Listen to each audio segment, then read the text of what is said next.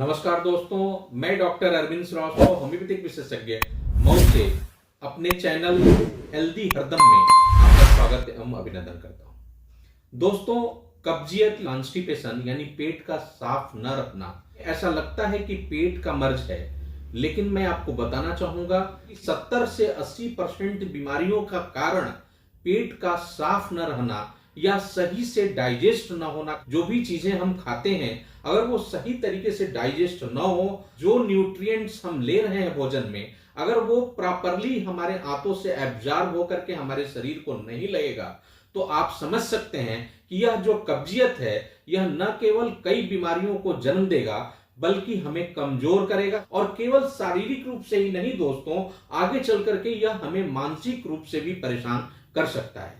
IBS, irritable bowel syndrome, यानी पेट में जो कब्जियत होती है, पेट साफ नहीं होता है, वो साइकोलॉजिकली अफेक्ट करता है और हमारा माइंड हमारे पेट से जुड़ जाता है। और IBS जैसी शिकायत, इरिटेबल बाउल सिंड्रोम, हमेशा माइंड पेट में ही लगे रखना, ऐसा लग रहा है वैसा लग रहा है, ठीक होगा नहीं ठीक होगा, इस तरीके की चीजों में उलझे रहना।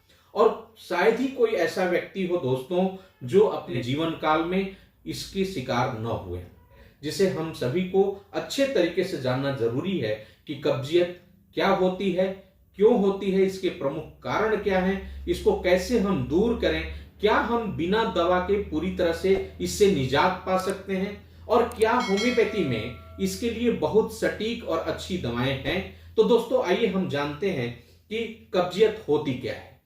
अगर हफ्ते में 3 बार से कम स्टूल पास करने की इच्छा होती हो या पास होता हो तो वो कब्जियत की कैटेगरी में माना जाता है।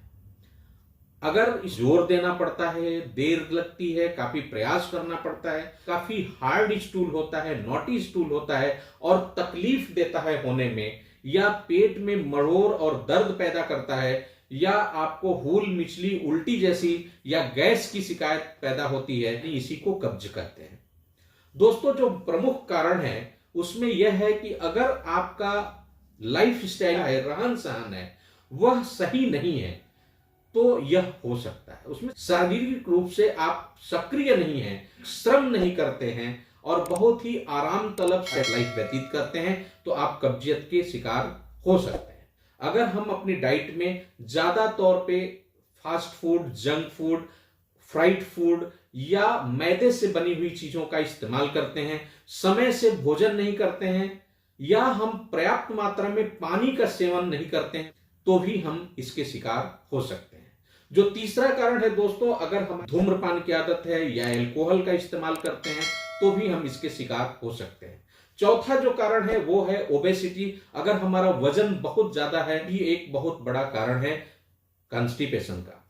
पांचवा जो कारण है दोस्तों वो है अगर कोई बीमारी है, जैसे लंबे दिनों से अगर आपको डायबिटीज है, हाइपरटेंशन है और आप डायबिटीज की मेडिसिन लेते हैं, मेटफॉर्मिन की कॉम्बिनेशन की दवा ले रहे हैं लंबे दिनों से, या आप एनीमिक हैं, खून की काफी कमी है और आप आयरन वाली दवा ले रहे हैं, तो ये भी कारण हो सकता है आपके कब्जियत का। अब सवाल उठता है दोस्तों कि वो कौन कौन से उपाय हैं जिसको हम अपने जीवन का हिस्सा बनाकर और इससे पूरी तरह से मुक्ति पा सकते हैं। सबसे पहला तो यही है कि हमें शारीरिक श्रम बढ़ाना होगा।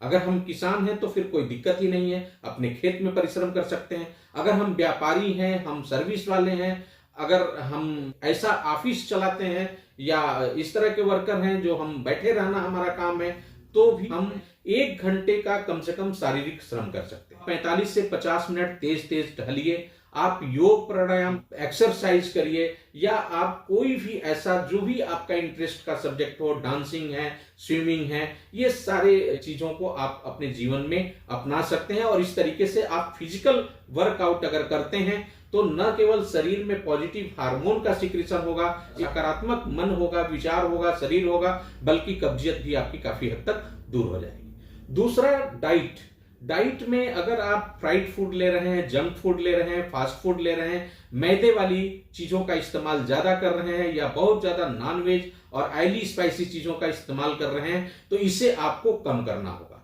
और आपको साबुत अनाज पर्याप्त मात्रा में लेना चाहिए, आपको अंकुरित चीजों का इस्तेमाल करना चाहिए, पर्याप्त मात्रा में आपको हरी साग सब्जियों का इस्तेमाल करना चाहिए। आप पर्याप्त मात्रा में ड्राई फ्रूट्स का इस्तेमाल कर सकते हैं, आप ओट्स का इस्तेमाल कर सकते हैं, बार्ली है, पॉपकॉर्न है। इसके साथ साथ दोस्तों आप अपने खाने पीने में 6 चीजों का एक कॉम्बिनेशन बना सकते हैं, जिसमें आप जीरा है, सौंफ है, धनिया है, मेथी दाना है, में हरे बहेरा मिला लीजिए और उसको एक पाउडर बना लीजिए और 1 चम्मच या 2 चम्मच, अगर ज्यादा कब्जियत है तो 2 चम्मच और कम है तो 1 चम्मच, इस तरह से आप गुनगुना पानी के साथ अगर आप लेते हैं तो आपको बहुत लाभ मिलेगा। आपको पर्याप्त मात्रा में पानी पीना चाहिए और यथासंभव गुनगुना पानी अगर आप पीते हैं, गर्म पानी का इस्तेमाल करते हैं तो आपको काफी लाभ मिलेगा। चौथी चीज, आपको अपने खान पान का जो टाइम है उसको ध्यान देना चाहिए और नींद भी पर्याप्त मात्रा में लेना चाहिए। अगर आपको स्ट्रेस या एंजाइटी रहती है तो उसे भी आपको त्यागना चाहिए। 5वीं चीज, आप गैजेट्स का ज्यादा इस्तेमाल कर रहे हो तो और इंटरनेट पे बहुत ज्यादा देर तक रह रहे हो तो उसे भी आपको कम करना चाहिए। 6ठा चीज, अगर आप अल्कोहल या कोल्ड ड्रिंक या इस तरह का कॉफी वगैरह का अगर आप शौकीन हैं, बहुत ज्यादा मात्रा में ले रहे हैं तो उसे भी आपको कम करना चाहिए। मैं बीइंग ए होम्योपैथिक एक्सपर्ट आपको बताना चाहूंगा कि होम्योपैथी में भी बहुत अच्छी दवाएं हैं जो आपकी आंतों की गति को प्रॉपर कर सकती हैं, बिल्कुल इंप्रूव कर सकती हैं, ठीक कर सकती हैं और आपकी कब्जियत को परमानेंटली भगा सकती हैं। दोस्तों, पहली मेडिसिन है एलुमिना और यह बहुत ही अच्छी मेडिसिन है। ऐसा माना जाता है जो एलुमिना का जो सिम्टम होता है, जैसे हमारे पेट में कब्जियत होती है, उसी तरह से पेट की जो कब्जियत है वो मन में भी कब्ज पैदा कर दे। अगर इस तरह का उलझन वाला लक्षण मिलता है कि पेट के साथ साथ मन और विचार भी उलझे हुए हैं तो एलुमिना बहुत ही रामबाण काम करती है और आंतों की गति ठीक करके और आपके हार्ड स्टूल और इन सब चीजों को और स्ट्रेन की जरूरत नहीं पड़ेगी और बहुत देर तक आपको वेट नहीं करना पड़ेगा और धीरे धीरे करके ये आपको ठीक कर सकती है। लेकिन ये है कि 10 से 15 दिनों बाद आपको इसका लाभ मिलेगा।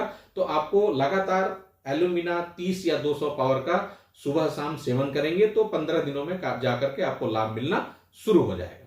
दूसरी जो मेडिसिन है दोस्तों वो है नक्स भूमिका। काफी नाम सुना सुना सा लग रहा होगा आपको। नक्स भूमिका बहुत अच्छी मेडिसिन है और ऐसा माना जाता है कि जो लोग भी सेडेंट्री हैबिट वाले हैं या जो लोग भी अल्कोहलिक हैं या सिगरेट और नशा पताई का इस्तेमाल ज्यादा करते हैं उन पे यह बहुत अच्छा और बहुत ही अच्छी मेडिसिन है।